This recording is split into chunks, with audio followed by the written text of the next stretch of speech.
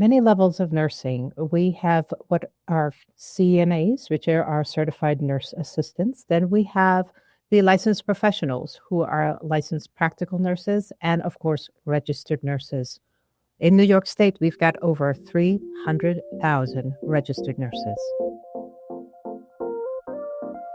Hello, everyone. I'm Pamela Brewer, welcoming you to this edition of M.E.S.H. M.E.S.H is the place where every week we're going to be talking about things that affect your mental, emotional, and social health. And I'm pleased today to be joined by Liesl Hall-Grant. Liesl is a legal nurse consultant and director of risk management.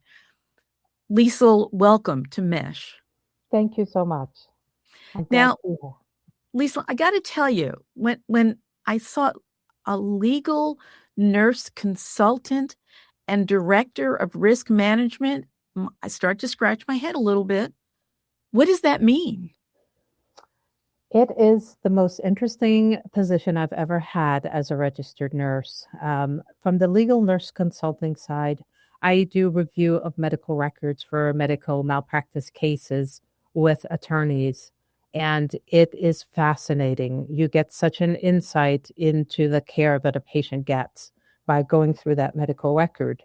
As the director for risk management, which is my major role, I investigate all adverse events within the hospital where I work. And it can be stressful and it can be daunting, but it meshes right into the legal nurse consulting because part of my investigation is to go through that medical record with a fine-tooth comb to see, if there were any opportunities for improvement. And maybe they're not. Maybe everything was done based on our standards of care. But it is quite fascinating. I'm like the Columbo of healthcare. Well, you might be dating yourself, and I might be dating yourself too, because I know who Columbo was. Oh my goodness, moving right along. Yes. You work on behalf of patients and nurses, and I know it does not come as a surprise to you when I say a lot of times patients will say, well, I don't like what happened, but what's the point in complaining? Nobody cares anyway. Is that true? We do get that, but I encourage every patient. I encourage every person. We do have a venue for you. We have patient relations. We have even risk management. But patient relations, those representatives are available to you. And we want to hear from you.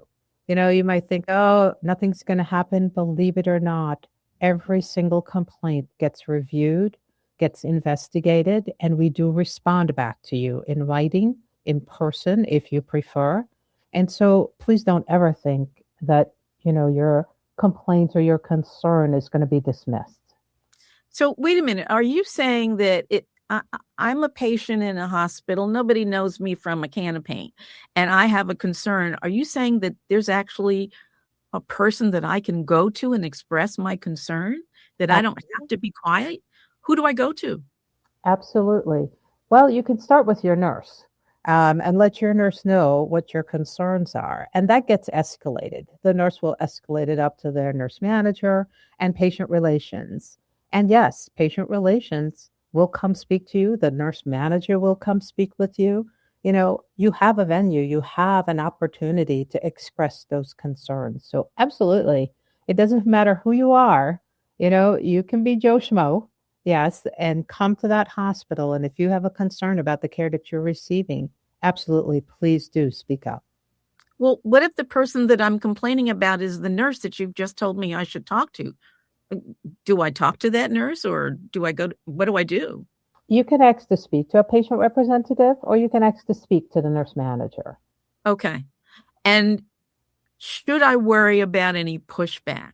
Should I worry that this nurse who I'm concerned about is now going to be really mad at me and treat me differently? Well, we're all human, but you should not get that pushback because as nurses, I will tell you, we have to understand that is the patient's perception, right? Okay. And sometimes they perceive things incorrectly, but that does not mean that the care we provide to them should change, right? We're professionals. And we work in an environment where we see them at their worst, right? They're sick, they're out of their own homes, they're not in their element. So we take a lot of the brunt of it, and even if someone does, complain about a particular nurse, and I've had that in my past where somebody's thought, something different from what was actually happening. And I've gone back to that patient and I've said to them, I'm so sorry that you felt that way or you perceived that this happened, and sat down and have a conversation with them. Does it always work? No, but at least you still communicate with that patient and they get, that impression and they understand that it's not about a personal thing, right? You had a complaint, you had a concern, we're going to address it. And if you'd still want me to be your nurse, here I am. I'm here to take care of you no matter what. Are there instances where a nurse has done something that is actually going to result in a legal matter, where you are going to be consulting with an attorney? What are those kinds of situations? I'm so glad you asked that. I recently reviewed a case. Uh-huh. And yes, I recently Just so reviewed a happens. case. And a lot of the cases that I have come across where nurses are involved is based on documentation, right? It's our little pearl that we say, if it isn't written, it isn't done. And it is true in 99% of the cases because documentation for me is painting a picture, right? It's a Okay. picture that you paint of the care that patient's receiving. So what you document tells me what happened, right? Tell me about it. And so I'm reading this a day later, a year later, sometimes 3 years later, I'm looking at Wow. this medical record, right? And based on what you document, that tells me what occurred with that patient.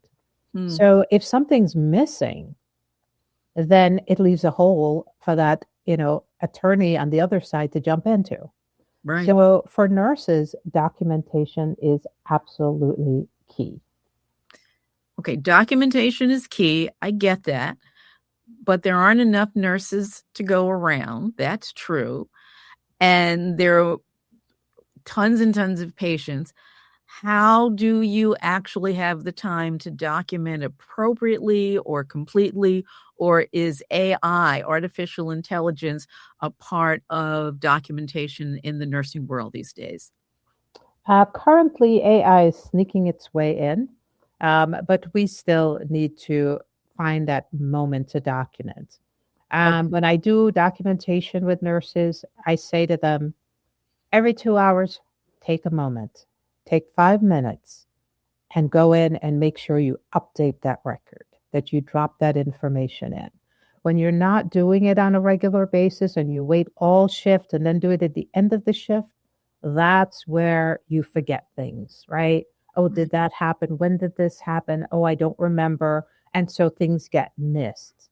So I tell people, and I've done it myself, about every 2 hours or so, just kind of pause, take a pause and say, let me go in and document what occurred, right? So that it's still fresh in my memory and it doesn't have to be long. It could be literally 3 lines of something that tell Okay. you exactly what happened with that patient, right? Patient had a temperature, what the temperature was, what did we do about it? We notified the provider, we gave them, medication, right? How did the patient respond? Oh, no more fever. So it could literally be a 3 liner. It doesn't have to be, a long paragraph, but it Okay. has to have the pertinent information. Every 2 hours. That I, sounds I like a lot. recommend that. Okay. I Sounds like reckon it's a long shift. It's 12 hours most nurses are doing, So imagine trying to remember everything that happened for the past 12 hours. let me ask you this. I mean, Yeah. is it really 12 hours? I mean, that's such a long time to be at work. How do you take care of yourself? I mean, I'm like talking over myself as I'm asking you because a 12-hour shift really sounds daunting. Yes, it's technically about 11.3 in the payroll. But the way it works is teamwork, right? You have to work together. You have to watch out for each other. You have to say, "Hey, Pam, did you take a break yet?" Make sure that we're getting breaks. They should be assigned at the beginning of the shift so everybody knows what time they should take their break, who's covering them. If we don't work as a team, it doesn't work. Gotcha. It's harder to survive that 12-hour shift. Gotcha. And Yeah. I have been very lucky in my career. I've done, general pediatrics, I've done general medicine, I've covered labor and delivery and critical care. And it is so essential that you work as a team because that's how you survive those 12 hours. If a nurse has a legal issue, does that nurse go to you or his or her attorney, or what are the steps a nurse should take?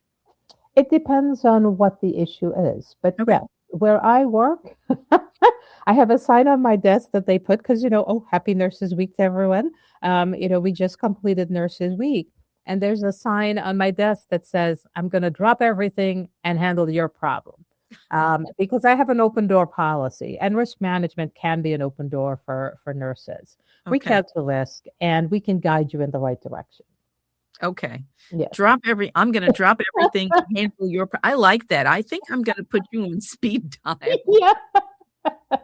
Yeah, they put that on my desk this week. You might want to take that off your desk. Let me ask you this. Let's say that I am a nurse in a private practice as a consultant. So I'm taking care of patients, I'm taking care of office staff, I'm taking care of billing. In that scenario, as a nurse working for myself in my own company, are there things that I would need to be particularly mindful of? Um, I would say be very mindful of the regulations that apply to the practice that you're doing. Okay. I would make sure I have some medical malpractice insurance Okay. if I'm doing clinical work, Okay. because your medical malpractice would be able to connect you with an attorney if you need one. Okay. So yes, you need to be mindful of the, regulations that guide whatever practice you're doing. Okay. When it comes to working for myself as a nurse, do I need to be concerned about insurance issues, Medicare, Medicaid, all of that stuff? Do I need to be concerned, or can I just outsource that and not worry about it ever again? That comes into play with advanced practice nurses who are our Okay. nurse practitioners because they can do billing for services that they perform. So they would more have a concern in regards to any type of billing. They would have to look into that and see where they fall within the billing of the different insurance companies. Okay. Yeah. We're going to take a break just for a second. Liesl, I want to remind listeners that you are listening to M.E.S.H, and my hope is that you will share and subscribe this conversation and all of the M.E.S.H conversations. What you're hearing about today, my guess is that you're learning something new. I certainly am. That's what M.E.S.H is all about, bringing conversations to you that broaden your awareness of the things that impact your emotional, mental, and social health. I want to go back to Liesl. And Liesl, you just used a term that I'm not sure a lot of folks are familiar with, an advanced practice registered nurse. What kind of additional training does that person go through in order to get that designation? This is a master prepare nurse. Okay. So it is beyond the registered nurse. It is an advanced practice. Depending on the amount of hours you have worked, you can function in an independent manner. Our state board has, all the guidelines and regulations that surround what a nurse practitioner can and can't do. They can provide excellent, amazing care. I hear people say when they go to some of the primary care facilities, they ask for the nurse practitioner over the physician. So nurse practitioners, they work at a much higher level. They assess, they diagnose, they treat. Some of them are trained within certain areas to do procedures. It's amazing that the scope has expanded. That we have gone to a level where nurse practitioners can function independent. It's really I great. didn't realize that advanced practice registered nurses could perform certain procedures. Yes. Wow. Yes, depending on their scope and depending on their specialty, Okay. they can be appropriately trained to do certain things. Absolutely.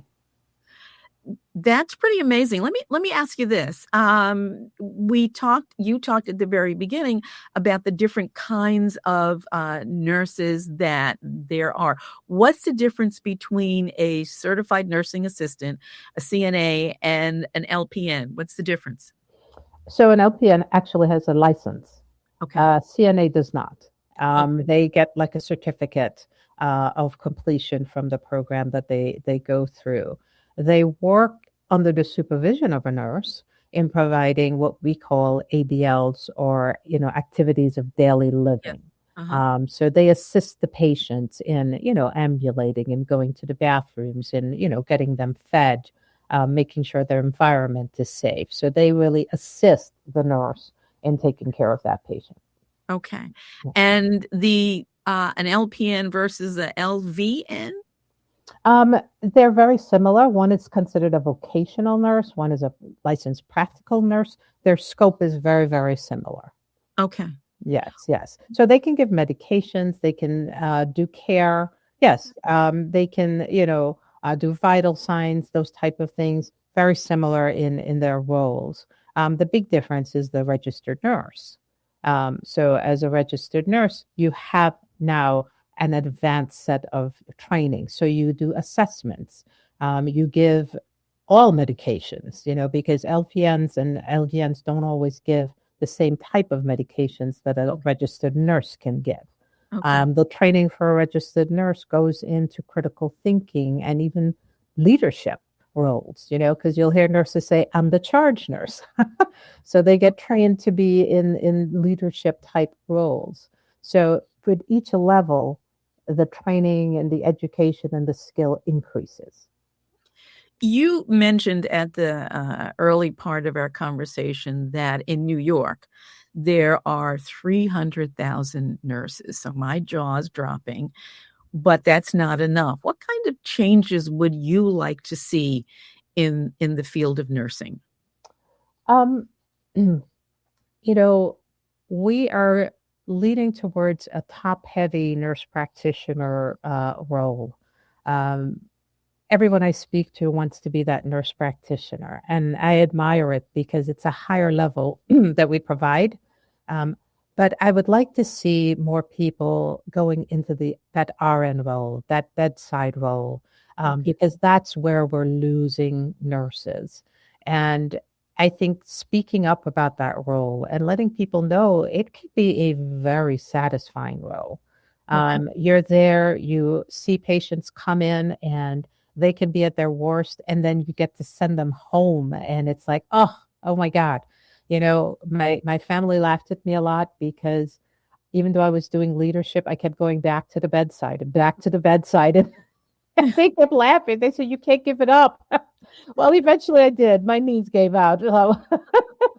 But it can be so satisfying to be that nurse at the bedside, to hold someone's hand and to walk them through, what they're going through, and then see them, get up and go home. And that happens the majority of the time. We do occasionally lose a patient, but even then, just connecting with that patient, connecting with the family, Yeah. it gives you such a wonderful feeling that you go home and you're like, "Ah, God, I did my best. I did everything for that patient." Absolutely. It's so wonderful when you see the growth and the change in your Yeah, clients. I completely get that. yeah. We are just about out of time, and I'd like for you just to let folks know where they can go to get additional information. I believe you have a website, or there are other resources you would recommend. Absolutely. I would recommend that they go to the Office of the Professions website for New York, and it will give you everything you need to know about nursing. It tells you what the scope of practice is, and anyone who wants to go into the profession, it gives you all of the requirements that you would need to become a licensed practical nurse or a registered nurse in the state of New York. And if you're already a registered nurse, you will know already what that criteria is to become a nurse practitioner, because you've got to be a registered nurse first. And if there's a legal matter, if there, how does an attorney get in touch with someone like you for consultation? So they reach out to me through my website. I'm also on LinkedIn. So I get calls there, but I also get referrals from other nurses Mhm. who will say to the attorney, if you're looking for somebody to review your pediatric cases, call Liesl. Here's her number. Here's her email. So I get referrals from different areas, but predominantly through kind of word of mouth from one nurse to the next. Well, what is your web address? Can folks start there? Sure, it's www.dlgrantny.com. Or can I give them my email? Absolutely. Absolutely. It's lshdg66@gmail.com. And I get a lot of notification through that. So please do feel free to reach out to me and I'll be happy to connect with you. That sounds wonderful. Liesl, thank you so much for joining us today. You've given us a lot of information that I think a lot of us didn't have about the practice of nursing. Thank you so much. Oh, thank you for having me. All righty. And folks, thank you for joining us on this edition of M.E.S.H. I do encourage you to share this conversation with someone you care about. Share, subscribe, whatever works best for you. I'm here every week, and I hope that you will be as well. Thank you again. I'll see you next week.